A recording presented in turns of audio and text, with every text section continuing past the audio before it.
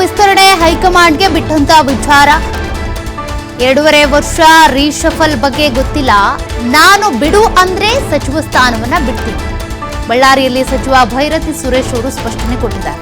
ನೀನ್ ಸಚಿವ ಸ್ಥಾನವನ್ನ ಬಿಟ್ಕೊಡ್ಬೇಕಪ್ಪ ಅಂದ್ರೆ ನಾನು ಕೂಡ ಬಿಡೋದಕ್ಕೆ ರೆಡಿ ಅಂತ ಸಚಿವ ಭೈರತಿ ಸುರೇಶ್ ಅವರು ಹೇಳಿರೋದು. ಇನ್ನು ರೀಶಫಲ್ ವಿಚಾರಕ್ಕೆ ಸಂಬಂಧಪಟ್ಟಂತೆ ಏನು ಚರ್ಚೆ ಆಗಿಲ್ಲ, ಅದ್ರ ಬಗ್ಗೆ ಇನ್ನೂ ಏನು ಗೊತ್ತಿಲ್ಲ ಅಂತ ಅವರು ಹೇಳಿಕೆ ಕೊಟ್ಟಿದ್ದಾರೆ.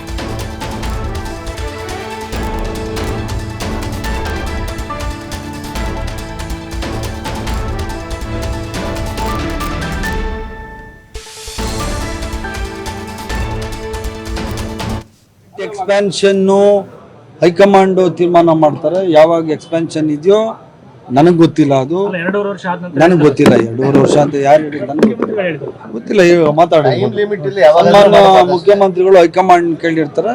ಹೈಕಮಾಂಡ್ ಯಾವಾಗ ಹೇಳ್ತದೆ ರಿಷಫಲ್ ಆಗಿ ಆಗ್ತದೆ, ನಾವೆಲ್ಲ ಅದಕ್ಕೆ ಬದ್ಧರಾಗಿದ್ದೀವಿ. ಕ್ಯಾಬಿನೆಟ್ ಎಕ್ಸ್ಪ್ಯಾನ್ಷನ್ ಹೈಕಮಾಂಡ್ ತೀರ್ಮಾನ ಮಾಡ್ತಾರೆ. ಯಾವಾಗ ಎಕ್ಸ್ಪ್ಯಾನ್ಷನ್ ಇದೆಯೋ ನನಗೆ ಗೊತ್ತಿಲ್ಲ, ಅದು ನನಗೆ ಗೊತ್ತಿಲ್ಲ. 2.5 ವರ್ಷ ಅಂತ ಯಾರು ಹೇಳಿದ್ರು ಗೊತ್ತಿಲ್ಲ. ಮಾತಾಡಿ, ಮುಖ್ಯಮಂತ್ರಿಗಳು ಹೈಕಮಾಂಡ್ ಕೇಳಿರ್ತಾರೆ. ಹೈಕಮಾಂಡ್ ಯಾವಾಗ ಹೇಳ್ತದೆ ರಿಷಫಲ್ ಆಗಿ ಆಗ್ತದೆ, ನಾವೆಲ್ಲ ಅದಕ್ಕೆ ಬದ್ಧರಾಗಿದ್ದೀವಿ. ಕ್ಯಾಬಿನೆಟ್ ಎಕ್ಸ್ಪ್ಯಾನ್ಷನ್ ಹೈಕಮಾಂಡ್ ತೀರ್ಮಾನ ಮಾಡ್ತಾರೆ. ಯಾವಾಗ ಎಕ್ಸ್ಪ್ಯಾನ್ಷನ್ ಇದೆಯೋ. ಸಚಿವ ಸಂಪುಟ ವಿಸ್ತರಣೆಗೆ ಸಂಬಂಧಪಟ್ಟಂತೆ ಈಗಲೂ ಕೂಡ ಯಾರಿಗೂ ಉತ್ತರ ಸಿಕ್ಕಿಲ್ಲ. ಸಚಿವ ಸಂಪುಟ ವಿಸ್ತರಣೆ ಆಗುತ್ತಾ ಆಗಲ್ವಾ, ಯಾವಾಗ ಆಗುತ್ತೆ, ಯಾರು ಮಂತ್ರಿಗಿರಿ ಸ್ಥಾನ ಕಳ್ಕೊಳ್ಬಹುದು, ಯಾರಿಗೆ ಹೊಸದಾಗಿ ಅವಕಾಶ ಸಿಗಬಹುದು ಅಂತ. ಹೀಗಾಗಿ ಭೈರತಿ ಸುರೇಶ್ ಅವರು ಕೂಡ ಅದೇ ರೀತಿ ಹೇಳಿಕೆ ಕೊಟ್ಟಿರೋದು. 2.5 ವರ್ಷ ಆದಮೇಲೆ ರೀಶಫಲ್ ಆಗುತ್ತಾ ಇಲ್ವಾ ಗೊತ್ತಿಲ್ಲ, ಅದ್ರ ಬಗ್ಗೆ ಏನು ಚರ್ಚೆ ಆಗಿಲ್ಲ, ನಂಗೆ ಮಾಹಿತಿ ಇಲ್ಲ. ಒಂದು ವೇಳೆ ಏನಾದರೂ ನೀನು ಸಚಿವ ಸ್ಥಾನ ಬಿಡು ಅಂದರೆ ಬಿಡಬೇಕಾಗುತ್ತೆ. ಹೈಕಮಾಂಡ್ ಏನು ಹೇಳುತ್ತೋ ಅದಕ್ಕೆ ನಾವು ಬದ್ಧರಾಗಿರಬೇಕು, ಇರ್ತೀವಿ ಅಂತ ಸಚಿವ ಭೈರತಿ ಸುರೇಶ್ ಅವರು ಹೇಳಿಕೆ ಕೊಟ್ಟಿದ್ದು.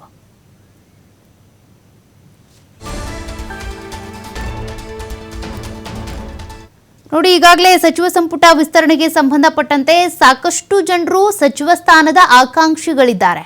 ನಾವು ಸಚಿವರಾಗಬೇಕು ಅಂತ ಶಾಸಕರು. ಮತ್ತೊಂದು ಕಡೆ ಕೆಲ ಸಚಿವರಿಗೆ ಮಂತ್ರಿಗಿರಿ ಕೈತಪ್ಪುವಂತ ಆತಂಕ ಕೂಡ ಇದೆ. ಅದೇ ರೀತಿಯಾಗಿ ಇಲ್ಲಿ ಭೈರತಿ ಸುರೇಶ್ ಅವರಾಗಲಿ ಕೆಲ ಸಚಿವರು ಓಪನ್ ಆಗಿ ಹೇಳ್ತಾ ಇದ್ದಾರೆ, ನಮಗೇನಾದರೂ ಸಚಿವ ಸ್ಥಾನ ಬಿಟ್ಕೊಡಿ ಅಂತ ಹೇಳಿದ್ರೆ ನಾವು ಬಿಡೋದಕ್ಕೆ ರೆಡಿ ಇದ್ದೀವಿ ಅಂತ. ಆ ಸಾಲಿನಲ್ಲಿ ಭೈರತಿ ಸುರೇಶ್ ಅವರು ಕೂಡ ಬರ್ತಾರೆ. ನೋಡಿ, ನಾವು ಪಕ್ಷ ಏನು ಹೇಳುತ್ತೋ, ಹೈಕಮಾಂಡ್ ಏನು ಹೇಳುತ್ತೋ ಅದಕ್ಕೆ ಬದ್ಧವಾಗಿರ್ತೀವಿ. ಇಲ್ಲ, ನಾನು ಮಂತ್ರಿಗಿರಿ ಬಿಡೋದೇ ಇಲ್ಲ ಅಂತ ಹೇಳೋದಕ್ಕಾಗಲ್ಲ. ಹೈಕಮಾಂಡ್ ಹೇಳಿದ್ದೇ ಅಂತಿಮ. ಹೀಗಾಗಿ ಹೈಕಮಾಂಡ್ ಇದಕ್ಕೆ ಸಂಬಂಧಪಟ್ಟಂತೆ ಏನು ತೀರ್ಮಾನ ತೆಗೆದುಕೊಳ್ಳುತ್ತೆ ಅನ್ನೋದು ಇನ್ನೂ ಗೊತ್ತಿಲ್ಲ, ಅದ್ರ ಬಗ್ಗೆ ಚರ್ಚೆ ಆಗಿಲ್ಲ ಅಂತ. ಹೀಗಾಗಿನೇ ಸಚಿವ ಸಂಪುಟ ವಿಸ್ತರಣೆಗೆ ಸಂಬಂಧಪಟ್ಟಂತೆ ಇಲ್ಲಿ CM ಆಗಲಿ, DCM ಆಗಲಿ ಅಥವಾ ಸಚಿವರಾಗಲಿ, ಶಾಸಕರಾಗಲಿ ಏನೂ ಹೇಳಿಕೆಯನ್ನು ಕೊಡ್ತಾ ಇಲ್ಲ. ಕಾರಣ ಇದೆಲ್ಲದಕ್ಕೂ ಹೈಕಮಾಂಡೇ ಸೂಚನೆಯನ್ನು ಕೊಡಬೇಕಾಗತ್ತೆ. ರೀಶಫಲ್ ಆಗಬೇಕು ಅಂದ್ರೂ ಕೂಡ ಸಿದ್ದರಾಮಯ್ಯನವ್ರು ಏನು ಪಟ್ಟಿಯನ್ನು ಕೊಟ್ಟಿದ್ದಾರೋ ಅದನ್ನು ಹೈಕಮಾಂಡ್ ಫೈನಲ್ ಮಾಡಬೇಕು. ಅಥವಾ ಏನಾದರೂ ಅದರಲ್ಲಿ ಚೇಂಜಸ್ ಆಗಬೇಕು, ಇಂಥವ್ರಿಗೆ ಸ್ಥಾನ ಕೊಡಿ, ಇಂಥವ್ರ ಸ್ಥಾನವನ್ನು ಉಳಿಸ್ಕೊಂಡು ಹೋಗಿ ಅಂದರೆ ಆ ಬದಲಾವಣೆಗಳನ್ನು ಕೂಡ ಮಾಡಿಕೊಳ್ಬೇಕಾಗತ್ತೆ. ಹಾಗಾಗಿ ರೀಶಫಲ್ ವಿಚಾರಕ್ಕೆ ಸಂಬಂಧಪಟ್ಟಂತೆ ಇಲ್ಲಿ ಏನು ಚರ್ಚೆನೂ ಆಗಿಲ್ಲ, ತೀರ್ಮಾನವೂ ಆಗಿಲ್ಲ. ಇನ್ನು 2.5 ವರ್ಷ ಅಧಿಕಾರ ಹಂಚಿಕೆ ಸಂಬಂಧಪಟ್ಟಂತೆ ಏನಾದರೂ ಮಾಹಿತಿ ಇದೆಯಾ, ಅದು ಕೂಡ ನನಗೇನು ಗೊತ್ತಿಲ್ಲ ಅಂತಾನೆ ಭೈರತಿ ಸುರೇಶ್ ಅವರು ಹೇಳಿರುವಂಥದ್ದು. ರೀಶಫಲ್ ವಿಚಾರನೂ ಅಷ್ಟೇ, 2.5 ವರ್ಷ ಆದಮೇಲೆ ಸಚಿವ ಸಂಪುಟವನ್ನು ವಿಸ್ತರಣೆ ಮಾಡಬೇಕು ಅನ್ನುವಂಥ ನಿರ್ಧಾರ ಅಥವಾ ಚರ್ಚೆ ಆಗಿದೆಯಾ ಅಂದಾಗಲೂ ಆ ವಿಚಾರನೂ ನನಗೆ ಗೊತ್ತಿಲ್ಲ. ಆಗಬಹುದೇನೋ, ಹೈಕಮಾಂಡ್ ಹೇಳಿದರೆ ಸಚಿವ ಸ್ಥಾನವನ್ನು ಬಿಟ್ಕೊಡ್ಬೇಕಾಗತ್ತೆ ಅಂತ.